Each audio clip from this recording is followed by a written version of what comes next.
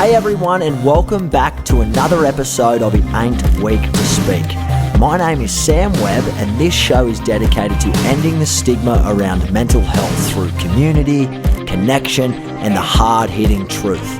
I'll be speaking with guests from all over the world about life to inspire and to educate people to speak up so that we can save more lives.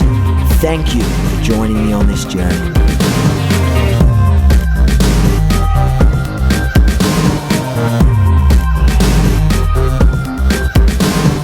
Welcome onto the podcast, fellas. Welcome, Phillip. Welcome, Mitch. I'm so excited to have you guys on the podcast from Wayland, guys. Welcome. Good day, good day. Hello. Yeah, how's things out in Joshua Tree, fellas? Hot. But it's amazing. It's still amazing. Yeah, we love it here. How long have you been out there for now? About a month and a half. We moved here July 1st. 6 weeks. Yeah. Okay, July 1st. From where did you move from? We were staying in Los Angeles Okay. before that, but it's been a lot of moving. We weren't really staying anywhere. We were in Los Angeles for just a couple of weeks before that, but we'd been quarantined randomly in Miami for a month and a half before that. Wow. And we were in LA making a record a little bit, and before that we toured all over the States for about 8 years straight, all the time. So this is the first time that we've really got to feel like we had a home in about 10 years, I'd say. Yeah. Unpack our toiletries and leave them in the shower. I want to really talk to you about that stuff, boys, because I don't know how I spent a little bit of time on the road speaking and whatnot over the years, but nothing like what you fellas have done. I mean, and we'll talk about how you guys were able to stay well and look after each other, yourself, and the challenges that you posed along the way. But I do want to make a mention. This is the first podcast I've done on It Ain't Weak to Speak with two guests. So, boys, these are the first ones. Welcome. I'm excited to speak with you. Your music's outstanding, especially the new song, which we'll talk about soon. But before we go there, what's quarantine been like for you guys? I mean, going from being on tour almost every day for the last 8 years, which obviously takes its toll on you mentally and physically, no doubt. How's it been being in lockdown? Have you got a lot of work? Have you got a lot of work done? Is it hard? Is it challenging? What are you finding? I think that we both had our own challenges throughout, but we've had a very different experience throughout the months of quarantine. At first, whenever things got locked down, we were in a beautiful home in Florida that we spent 40 days and 40 nights with friends there when we first got quarantined. And then we were quarantined, in Los Angeles for a little bit.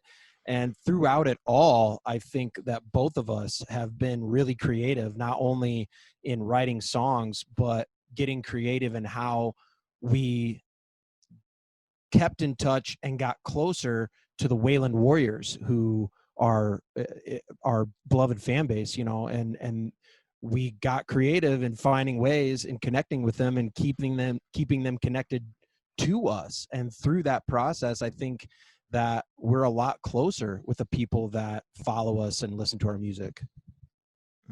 It reminded me, since we first started having a band, we were like 20 years old in Los Angeles and had like 9 dudes in one bedroom apartment, and people came in and out of our lives, especially being in LA. You meet a lot of actors and comedians and dancers and, other musicians. And even back then, I always felt really lucky that we had each other because, there's days everybody has it. You get up and you're like, why am I doing this?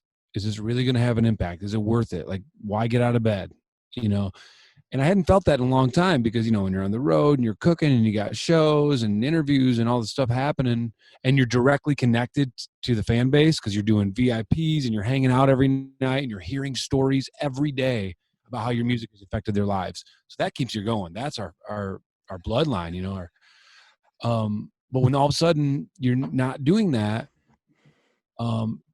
having each other was a really important thing in that connection. I just, going back to the early days, like I said, I always kind of felt bad for an actor because like they only had themselves to motivate them. You don't have that other guy that's like, dude, you got to get out of bed and write a song with me today.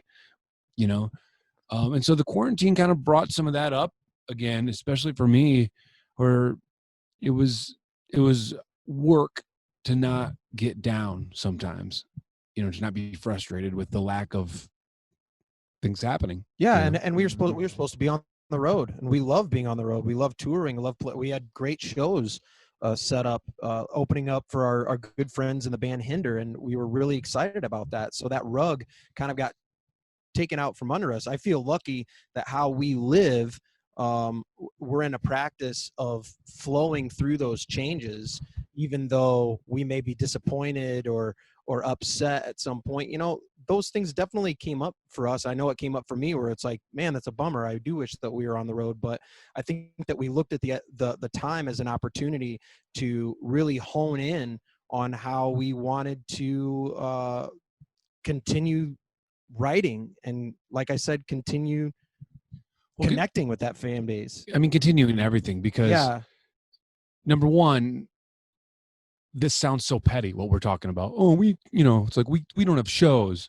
Okay, well, there's people out there that are losing their homes, losing their life, losing their family members, losing their income, whatever. Like, there's some serious shit going on, you know. And we started to hear that from our fan base when we started a thing called the Quarantine Concert Series. So every night we would hop on line and just play like 4 or 5 songs, just to basically offer, just like, to cheer people up, or like to offer something, you know. Yeah, I mean, we didn't have anything else to offer except for our music, you know. So we did that every night. And I totally forgot where I was going with that, but we saw a huge impact. Yeah, we absolutely did. You know, I did not anticipate it making that much of a difference. You know, like, we just kind of looked at each other and like, this is what we have to offer. We have songs, and we want to get online every night and say hello. And in that process, so many people were writing us, and they were saying, you know, the Quarantine Concert Series, this is what I have to look forward to every single day. This is literally keeping a smile on my face at a time where that smile is kind of going away. And we were getting messages upon messages. And I think after the first week of doing that, it was like we felt a responsibility. It was like, it started to get really fun. It started to get really enjoyable, because there was that circuitry, and knowing that when we were hopping online every night, the people that were on the other side of the computer or on the other side of the phone, they were hopping online with us and hopping online with themselves, and it was making them feel better, and it was making us feel good. It was giving us direction and purpose, and that was just a really beautiful thing that happened. I don't think that either one of us expected it to have that big of an impact. And yeah, mate, and that's the thing. You guys, your writing comes from a very sacred place, and everything that you guys write about is, you know, got a meaning and connection, and trying to bring the realness out in people. And you talk about real things which people, you know, deal with on a day-to-day basis, which I think is also extremely inviting, because you guys not only are being vulnerable yourself, but you're giving and making a space for your Wayland warrior community to also be vulnerable too. So when they're listening to your music, I'm sure you guys have been flooded with messages over the years, where people are like, you've saved my life. Your music makes me, you know, it keeps me going at days when I struggle. You know, that song, whatever it was, allowed me to feel like I could talk about my struggles and my feelings and reach out and ask for help because of what you guys do.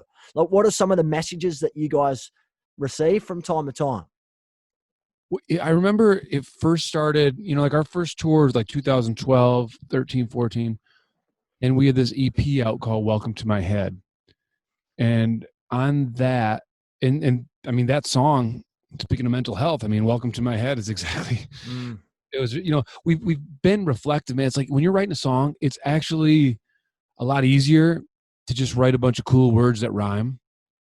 It's harder, in my opinion, to dig deeper and to say, what does this really mean? What are we really trying to say? Does this match the message of the song? You know, it's easier to rhyme, just rhyme. Absolutely, you know? Yeah. Why is that? Why is it easier just to rhyme and not, you know, dig to a deeper place? It's maybe more meaningful.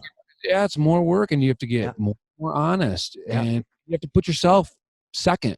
Yeah. Because I always feel bad, you know, or not feel bad, but like it pops up in my head sometimes for Mitch, because like we'll be writing some really intimate stuff, he's the one that's got to be out front singing the words. Mm. Even though that particular moment could be about me, he's out there singing them, you know. So that's kind of a strange thing. Mm. But I remember a song called "On My Knees" that's on on our first EP, my first record. Tell us about that, Phill. Our first record, and that the first thing we started hearing was mainly from veterans that this song had helped them when they were overseas, and there was a lot of it. A lot, overwhelming numbers. Yeah. Every Wow. How it had gotten them through those times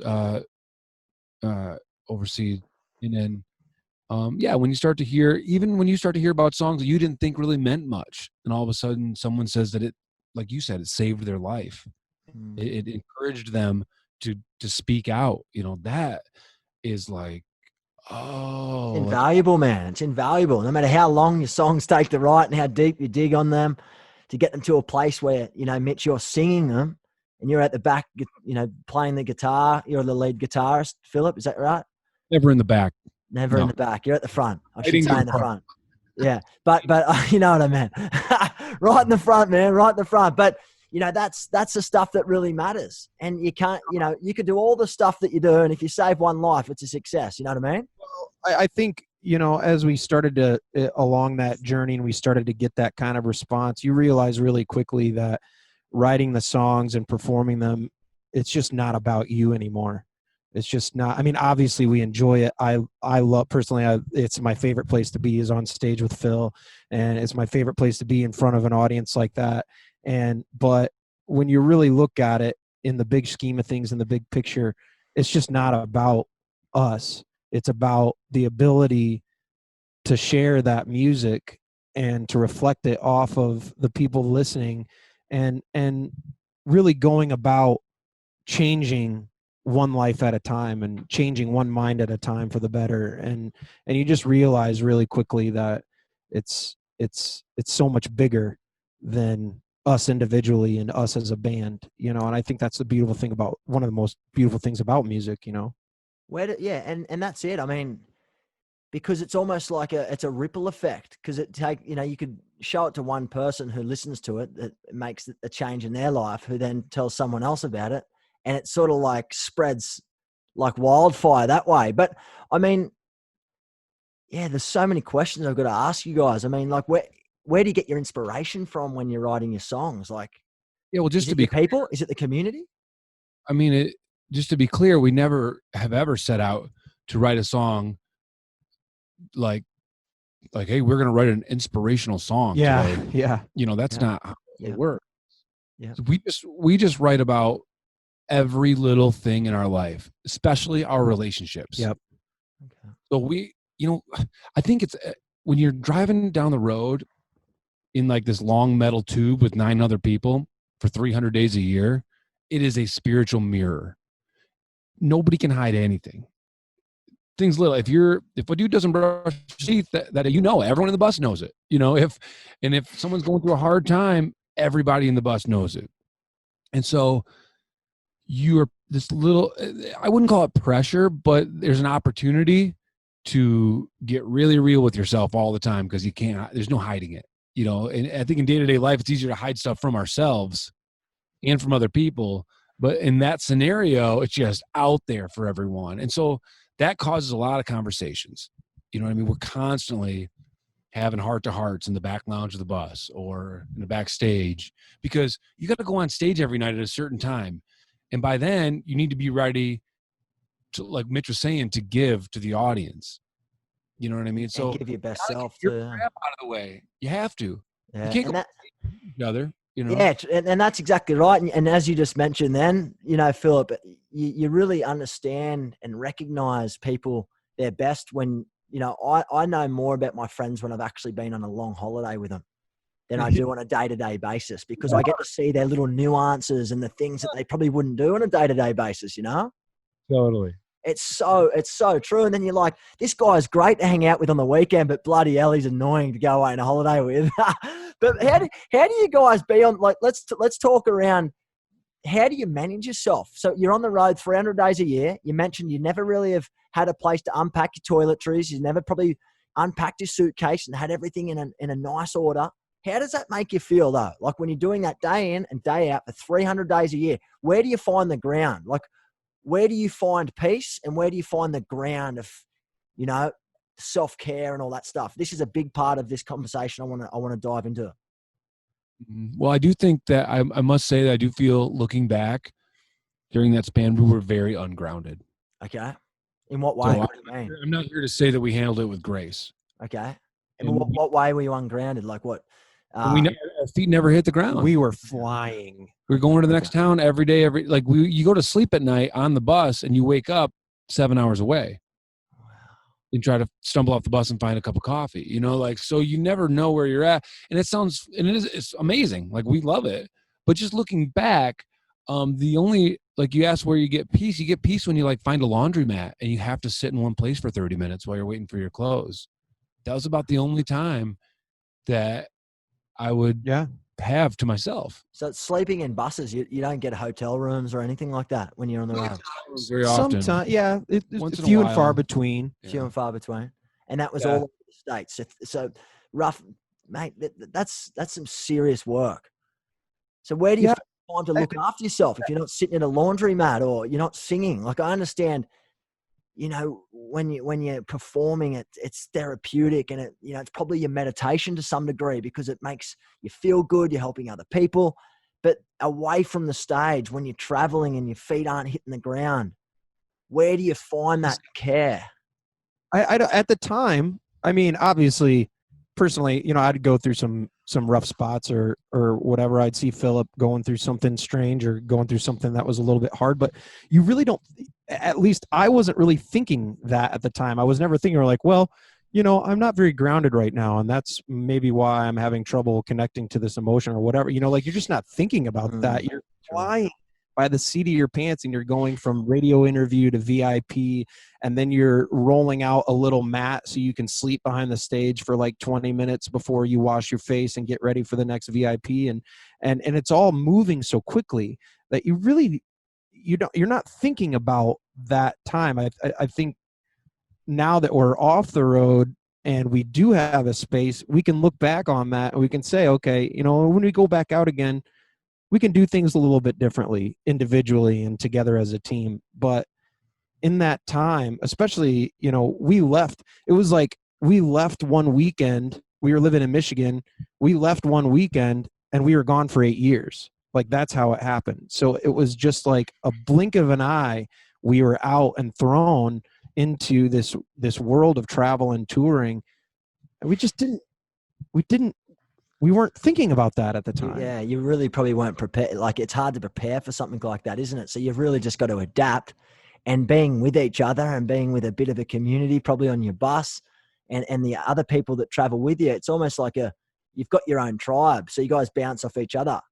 Oh, absolutely. Yeah. What was your biggest challenges on tour? Like what's been your, over the years traveling, if you had time to go back, which none of us do, and we can't dwell on the past, we've got to try not to dwell on the past even when we do. What would you have changed, and what's been the biggest thing you've learned challenge wise? For me, the hardest part of being, you know, I was like, I'm the leader of this band. Like I just kind of happened that role. And so throughout that time, I really took on everybody else's stuff. And that wore me the fuck out, man. Like if a driver was having issues with his girlfriend at home and I knew he was stressed, I was stressed about that. If our bass player was freaking out and, you know, we're having his stuff going down or whatever, I was internalizing that. And I wasn't sleeping because of it. And I was trying to keep the whole thing together, you know, and I was booking all the shows at the same time. Right. So I took on everybody else's stuff in a huge way. And I wish I would have just there's nothing I can do about the bus driver's girlfriend. You know what I mean? Like, you know, and I look back and see that now, and I practice that even to this day, not taking on other people's stuff, you know, but that really consumed me. Not like getting in other people's business, but just like wishing the best for them and like wanting the train to keep rolling down the road, you know. And it's hard though to create those boundaries, especially when it comes from a good place and you just want to help people, you know. And it's hard watching your friends fall apart. Yeah. And it's hard to say, all right, well, I've got to learn. This is not my, it's not my business to be involved in. I've just got to step away. It's a lot easier said than done. When you're seeing your friends struggling in front of you, it's really hard to put up those barriers and not take on other people's stuff. It's really hard. It's really hard. Phil and I, especially, we were always working so hard to keep it all together and keep the train moving on a certain track. And I think one of the things that I learned is that you cannot control where other people are at or where other people are going. And for me personally, I was always so stressed about whether someone was happy where they were at and if there was that potential that they might be getting off of the train, and you just have this, or at least I had this fear of, oh great, well what if this person takes off, or what if this driver leaves, or what if this guitar tech goes, or what if this drummer decides to jump off, then we've got to go back to the drawing board on this and that. And I looking back on it, you just cannot control where the other people are at mentally and in their heart. If they're meant to stay, they're going to stay. If they're meant to move on and go on to something else, there's something better coming our way. And we saw that. Yeah. We saw as doors closed, as people left, the right people came in. Yeah. But for me personally, some of that change was really scary. And it doesn't need to be. It doesn't need to be scary at all, actually. It's about accepting that moment and accepting where that person is at, loving them for who they are, and letting them go when they want to leave. It's nothing personal. They just are along a different path. And Phil and I have chose to walk this path together, and we choose that every day. That's a choice that we make every single day. And that's just not the case with everyone that we meet. And when we were younger, we would meet people, and for me personally, I would kind of compartmentalize them as the same thing. Mm-hmm. It was going to be the same thing. They're going to be as loyal to me as Phil is. They're going to work as hard and care as much as the two of us do. And that doesn't have to be the case for you to get on the bus and go do a tour.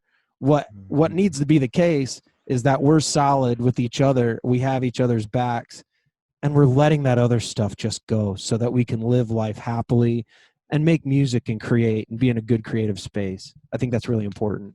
Yeah, absolutely. And that's what you guys have set out to achieve, that's what you're doing for the greater good. And as you mentioned earlier, far greater than yourselves, and the impact and the legacy that you leave through the music that you guys are playing in communities all over the world is it's life-changing, game-changing, Yeah, we're not the first ones to do it, No, of course. But I mean, everyone's journey's relative to their own, and we can't compare yours to, Bon Jovi's or to Kiss or whatever it may be. And I know you guys played alongside those guys on a couple of tours. Most recently, 2018, was it?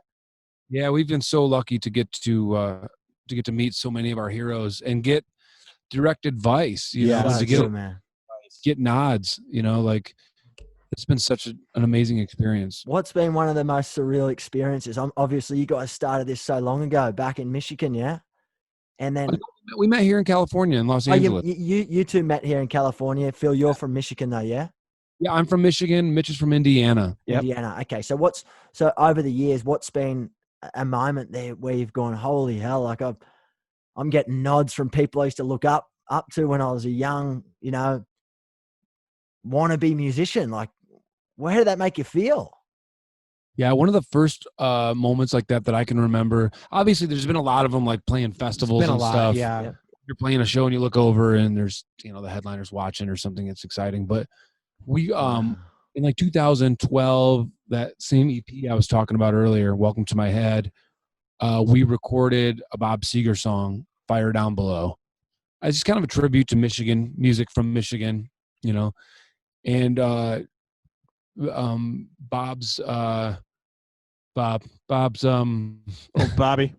His manager, Punch Andrews, I guess wrote to our manager and said that Bob loved the version, and that was we never got to hang with him or anything, but it's like a cool just to hear that they had taken the time to say that they had listened to the record and and approved, that's a big deal. You know, that was great so validation, man, isn't it? That's awesome. No, that's you guys are doing some great things. And how do you manage? I mean, you know, you're getting such euphoric highs when you're in front of people. Like I do acting outside of running living, and you know, being on, you know, set or delivering a keynote in front of, you know, thousands of people, it brings this euphoric high, and it's almost like the adrenaline's pumping. And then I feel like after that, and after you put a scene down or you've delivered a keynote, you sort of crash almost. So I've tried to work on managing that so that I don't go so high to then come down and crash. How do you guys manage that part of the industry and that profession for both of you? I mean, you're doing so many tours, but in your quiet time or your times right now, like you said, I understand that you're doing the quarantine stuff, but when you're not getting that high, did you ever sort of, like most of us, turn to drugs or alcohol or something else to try and find that high so that far out I've got to try and keep up? Well, I think that we've definitely been in those places before, especially when you're on the road and you're flying 150,000 miles an hour. Absolutely, for sure. I do believe that Phil and I are in a much healthier place with dealing with that. Like, I've never really thought about that question per se, but thinking about it right now, I can honestly say that although that there is nothing like being in front of a crowd, nothing like being in front of an audience, I think that both of us are finding euphoria in different parts of our day that we've never found before. And I think that we're finding it in creation. I think that we're finding it in recording these desert demos that we're doing. And it's like true joy and euphoria in creation and art. And I think that at least I can't speak for Phil, but on the outside, I watch him get happy and get really excited about different aspects, parts that we've never gotten excited about before. And I think that we're learning a lot about what makes us happy Truly happy. Truly happy, because like you said, you get on stage in front of 80,000 people, there's that super big high.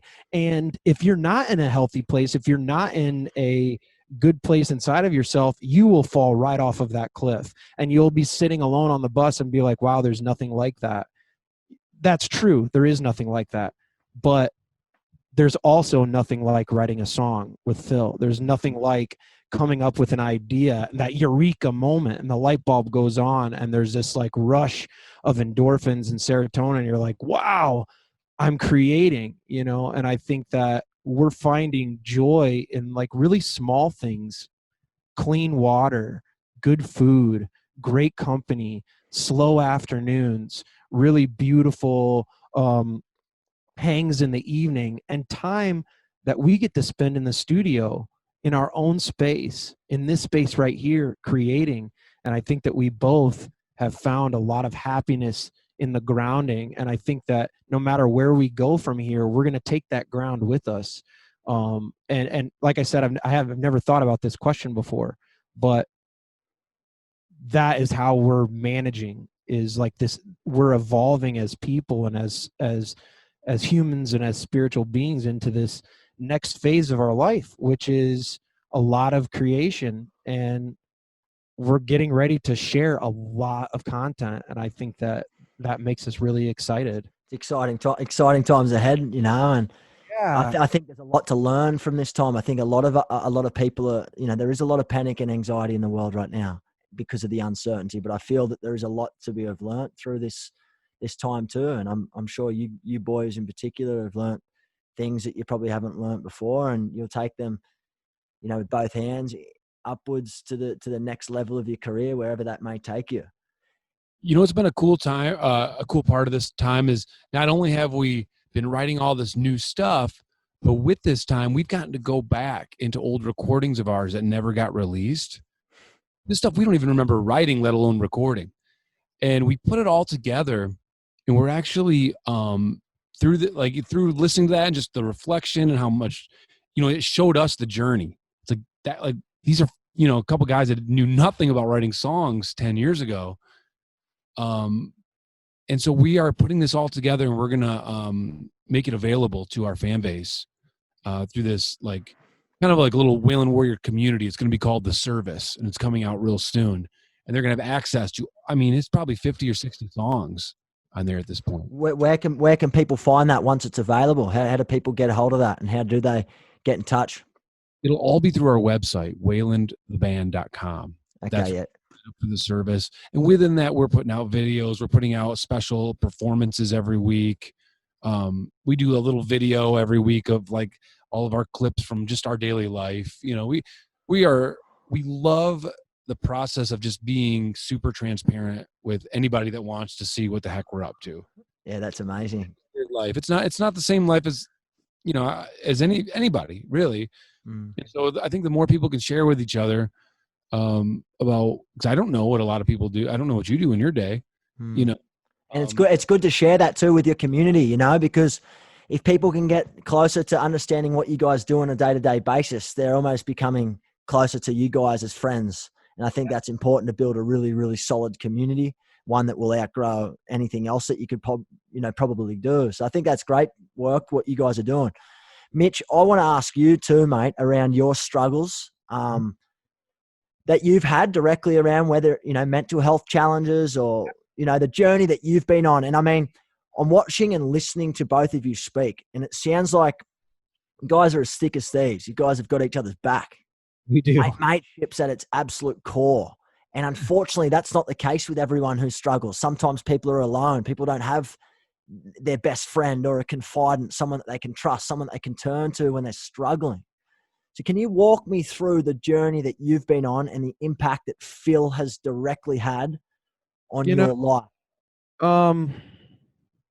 Yeah, my, you know, I think one of the things that triggered a lot of the things that happened to me when I was younger, my dad passed away when I was 14, but even if I wouldn't have experienced that, I still had, you know, we learn everything that we know, especially at those ages. We learn everything from our family and from our parents. And I had two really loving, amazing parents. But I learned some bad habits from my father. And I think that's okay to say because, you know, it was the unlearning process that was the important part. That being said, you know, I lost my dad when I was a teenager. When I met Phill, I think one of the things that drew me close to him was his calm and his really even approach to everything that he thought about, and the things that I would get upset about or overly think about. He just was very simple and like explaining that it wasn't a big deal, or, well, why don't you just look at it like this? He was very matter of fact, and I was very drawn to his energy in that way.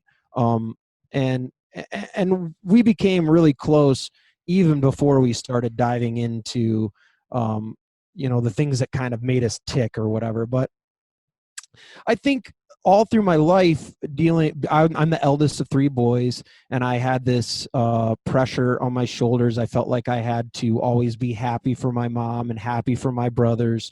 But the reality of it was I had a lot of anger and a lot of anxiety and a lot of some regret and just things that built up, you know, that I didn't deal with. And that kind of stuff started to show itself when I was a young adult, and it resulted in, you know, unconscious drug use and mass amounts of alcohol and that kind of thing, and to try to hide it. And that's what I did. I tried to kind of numb my feelings in that regard. And I think that's pretty common, especially for males. You know, people, they don't like to show their emotions and talk about them. So, mate, it's very common.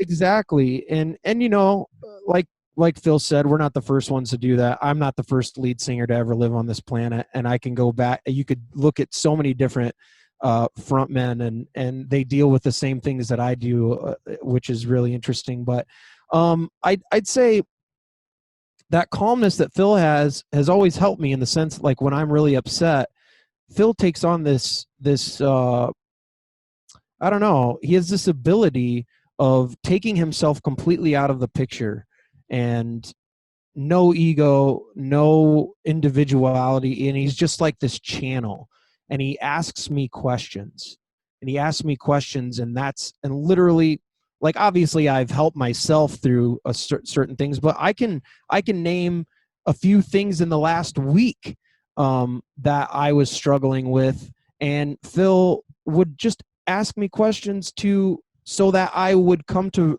the realization myself. And he's not thinking like, oh, I need to ask him this question so he comes to the realization himself. He's just being a friend and trying to put himself in a place to help his friend out. So the questions that he's asking me is helping me come to the realizations myself, that I don't need to take myself too seriously. I don't need to take this journey too seriously, that music is fun, that this process is supposed to be fun. And this is just one example. It's really hard to take the 18 to 20 years that we've been together and like piece together my mental health journey. But I've had some really challenging moments, and thankfully my best friend has been there for most of them, to kind of talk me off of the edge in a way, and not only talk me off the edge, but help me find proactive ways to deal with that energy inside of myself. So I'm not always leaning on him. That of course I can bounce ideas off of him, but the whole idea of this life is that we find these people so that we can find the strength in ourselves to stand on our own 2 feet. And I think that's where relationships really thrive, when you have two people that are brave enough to be on their own, but together, if that makes sense. And absolutely makes sense, man. I appreciate you sharing that, and be honest with one another. I think being honest with one another is key. And I think that's a huge thing. And I tell him that all the time. I say, I may be having a hard time, but I'll say, I'm so glad I shared this with you. I'm so glad that I am having a hard time. Yeah, this stuff doesn't make sense. Yeah, I'm overreacting. Yes, all this stuff. But at least I'm being honest with you about it. And now we can work through it together. You know how many times this guy has pulled me out of the dark space and be like, hey, dude, listen, like, you're not on your own. Like, if you're in a hard spot, like, I can tell you're thinking. I can tell you're in your head. I can tell that you're not happy. So talk to me. So tell me why. Like, this doesn't have to leave the room. Like, we're here together. Just let me know what's going on so maybe we can help each other out, because the goal is we're together so that we're creating and writing music to help people, so like, he'll encourage me to sit down and write my feelings. He'll encourage me, like, literally he'll be playing chords. He'll be like, so how are you feeling? Like, tell me what you're thinking. Tell me what you're feeling. And he'll sing the words back to me. Yeah, wow. He'll sing back. Wow. And then it's like, okay, now we're writing a song. And at the end I'm crying and I'm saying, oh my gosh, I had no idea I even felt that way about this process. So I have to say, there is an infinite amount of ways that he has helped me through my process, and it's different every time. But if there's one thing that I know, is that there is one person on this planet that I can always depend on, and it's Phill Valinsky. That's hands down for sure. Mate, that's unreal. Phill, how does that make you feel, mate, when you hear that from your best friend that you spent 2 decades with? Yeah, I never really thought of us as that close, honestly. Come on, mate. I mean, he's a great guy and everything. So what, mate? So some of the things. So Mitch, what you're saying is, you're safe to say Phill wasn't around. You don't know where you'd be in terms of some of those battles that you've been facing, or? I could say that, I would have offed myself. I might have, I don't know. But I definitely, he came, everything happens for a reason. Everything in this life is constructed for you for a reason. And he came into my life when I thought I was a very happy, easygooing person. And Phill showed me that I wasn't. I never said that. No, you didn't say that. But like, we studied karate together, and we were studying life together, and we were studying all these things. He wasn't telling me that, but it was really clear that I was taking things extremely seriously, and I had a really bad temper with things. So it's like I don't know where I would be without him. Hopefully, I'd like to think that if he wasn't around during that time, something else would have showed up to be in service of that journey. Because the fact of the matter is, like, we're on Earth for the same reasons, but personally, I'm on Earth to help the human race get through this process. I'm here on earth to help people. And the people in other worlds that are looking out for me, they're trying to bring people into my life so that I'm able to grow and heal and have this experience so I can share it and give it to somebody else, to show someone else that it's worth living the next day, that it's worth getting out of bed and all that kind of stuff. That is one of my purposes here on earth. So I'd like to think like, yes, where would I be without Phill? Man, I don't know. And honestly, I don't really like to think about it because I love this life that we live together and I love what we've done together. But I'd like to think that if he didn't show up, somebody else would have, or some other thing would have come to show me, like, you know what? You've got anger issues. You know what? You are an anxious person. You know what? You take yourself way too seriously. You know, you need to relax. You know, and he didn't say it like that, but these are the mantras that I hear in my head because of the things that he's taught me and the things that we've learned together. So, I love it, man. I love it. I love that. I think that's important. And from what I'm hearing you say is Phil's been certainly able to remind you how important the journey is and not be so serious and hard on yourself, put so much pressure on yourself, but also be a listening ear. And that's really important. But he also reminds me, and trust me, I've been on that time where I've had to tell him, like, listen, man, I'm not feeling good. And I'm feeling like I don't want to be here anymore. That's what I feel like. And he's had to remind me, we're like, okay, dude, it sucks that you're feeling that way, but let's put it down. Let's write it down. And he reminds me that I'm here to feel that so that I can help people with feeling those same things.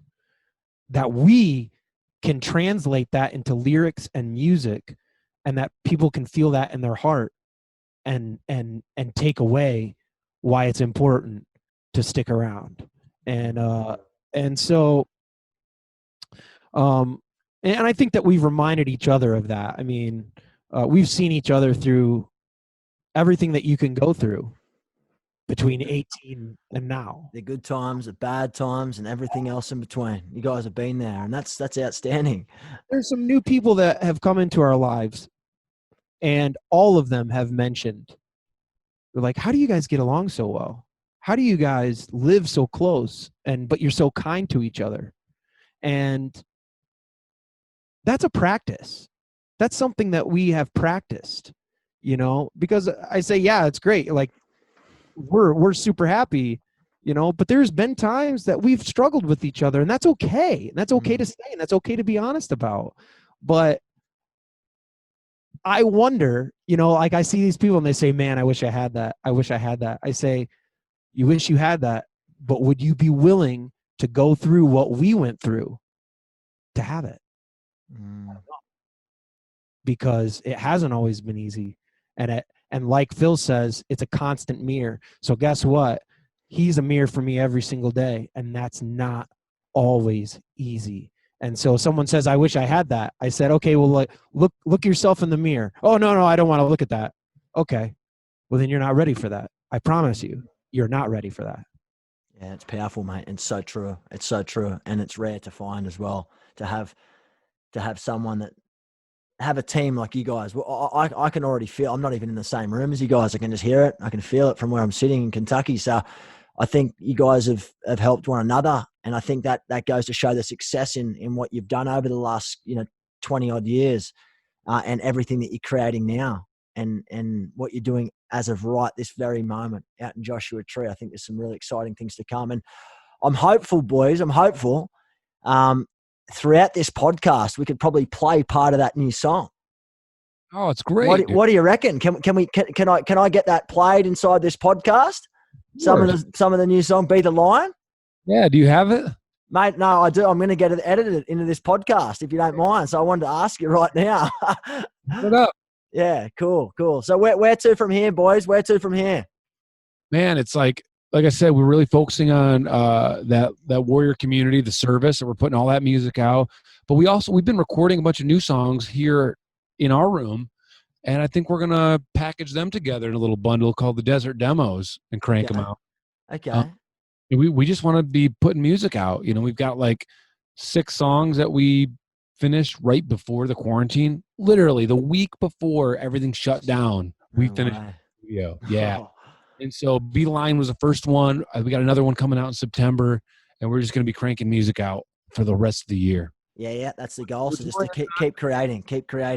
Yeah, man. So, and along with putting a song out, you know, we get to share the message and obviously make videos and do interviews and all the stuff that goes along with it. And so it's the greatest life, you know.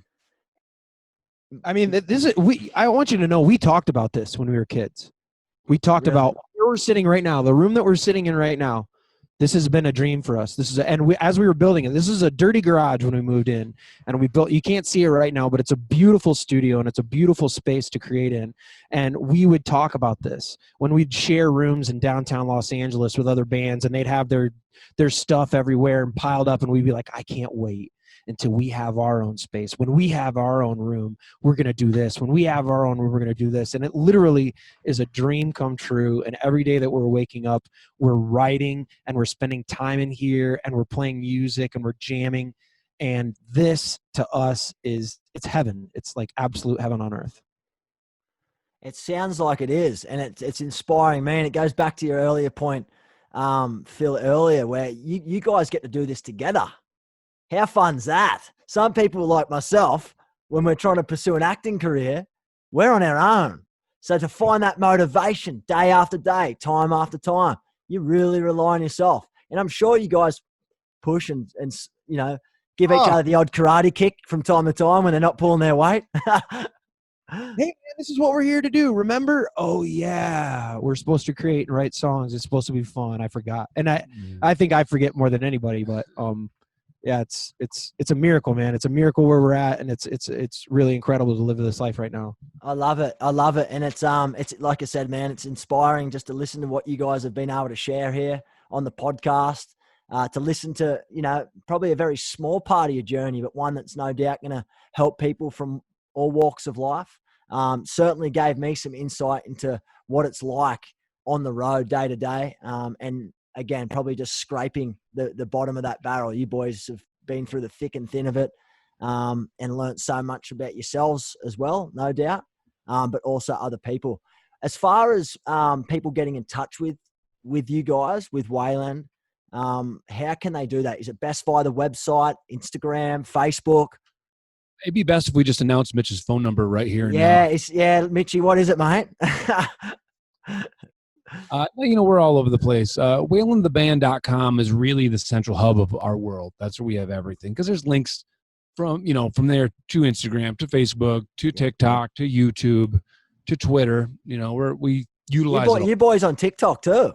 Oh yeah, we're TikTok. Wow. Okay.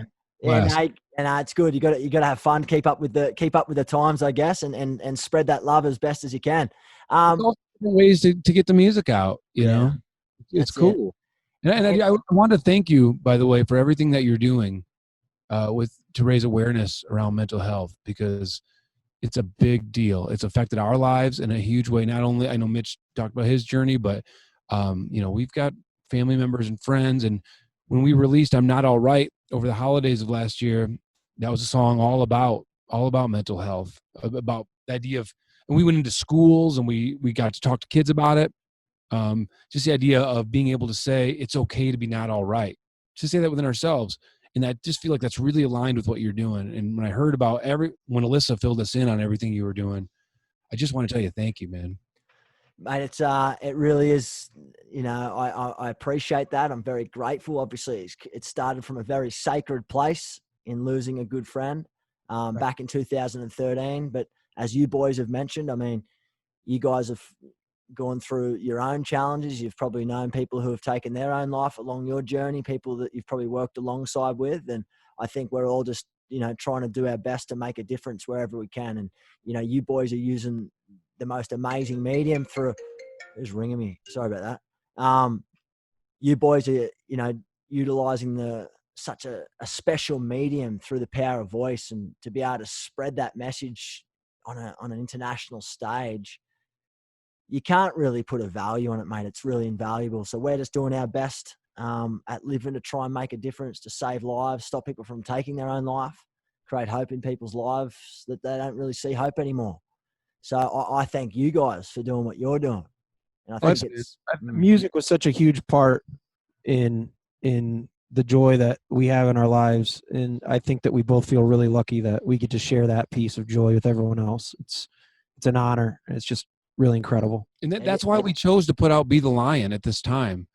Is, you know, those lyrics, it's all about getting through dark times and reminding ourselves that we don't have to stay there. Reminding ourselves that through all that, through the smoke, through the turmoil, that we can still hold on to our power, no matter what we're seeing.